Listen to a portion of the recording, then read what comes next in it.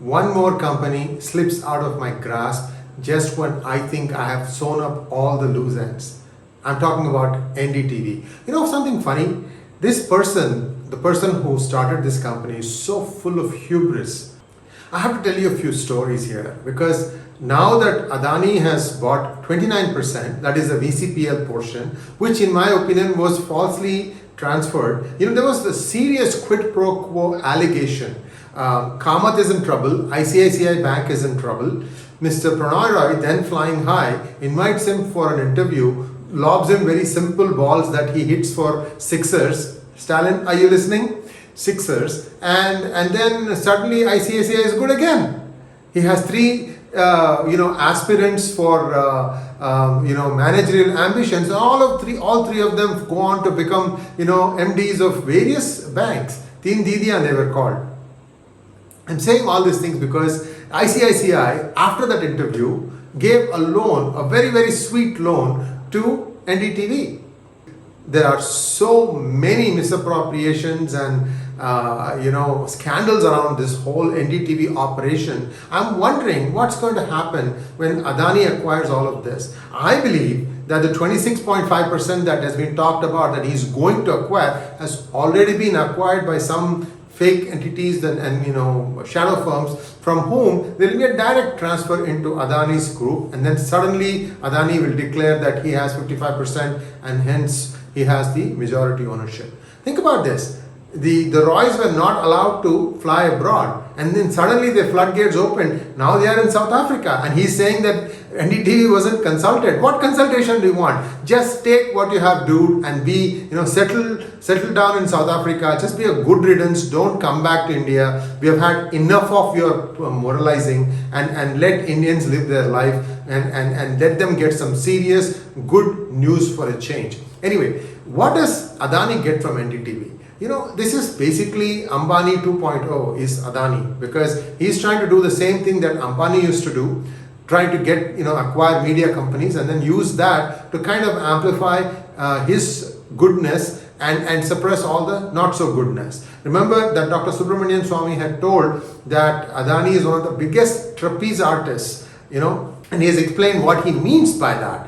Anyway, so Ambani when somebody else is the Prime Minister, Adani when Modi is the Prime Minister, one can draw the parallels and say, okay, how come a certain person always seems to get the best gifts, gift wrapped and nicely given, and then suddenly this person is being able to fly high. He's one of the richest people in the world now. Great, more power to you. Except that Mr. Adani will never see a company like PGurus, which is self-funded, debt-free, in fact profitable these days, to acquire. Why? Because we speak the truth. Who needs the truth? That's an inconvenience. Anyway, I'm also told that Adani is about to acquire 17.5%, that is 17.5% of the Hindu. Bye-bye Ram. So we'll finally say Jai Ram Ji Ki once that happens, because that is another menace, that another Naxal rag that needs to have its Augean stables cleaned. Anyway, these two are thick as thieves, Ram and Prannoy Roy. You should see some of their interviews or conversations, each one trying to glorify the other person. A bunch of urban Naxals, that's all I can say. Anyway, back to NDTV. What's going to happen?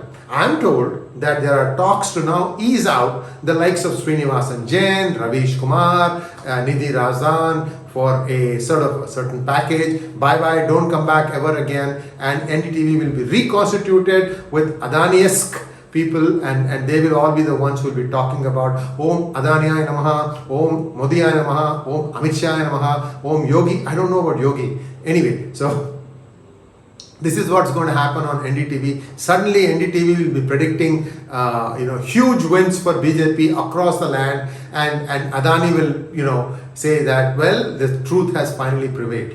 Whatever it is, I think it's a huge letdown for many people who are left holding the bag. The retail shareholders, the whistleblower in this case, Sanjay Dutt, who holds a fair amount of stake, was promised a lot, and then Prannoy Roy reneged and stabbed him in the back. from where all these things started. The purpose of writing NDTV frauds was from that, and also from the work done by Sanjay Shrivastava, the IRS officer. Will the Modi government now take him back? He's only 52. I mean, if you just let him grow organically in the income tax department, he'll be the CBDT commissioner. For a change, you'll have a clean guy. Well, I don't know. I can always say these things. The things never happen this way. But be that as it may, all I'm trying to say is, I'm not happy.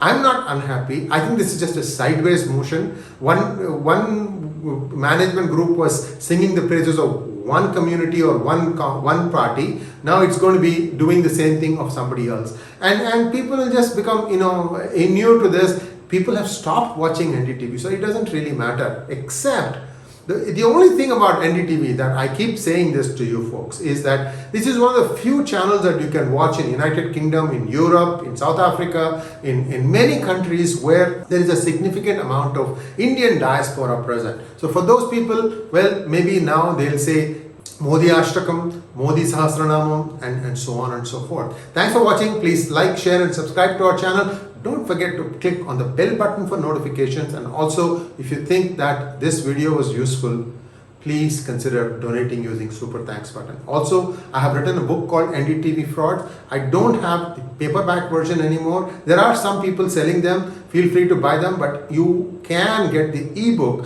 from Amazon.in or Amazon.com. Thanks once again. Namaskar.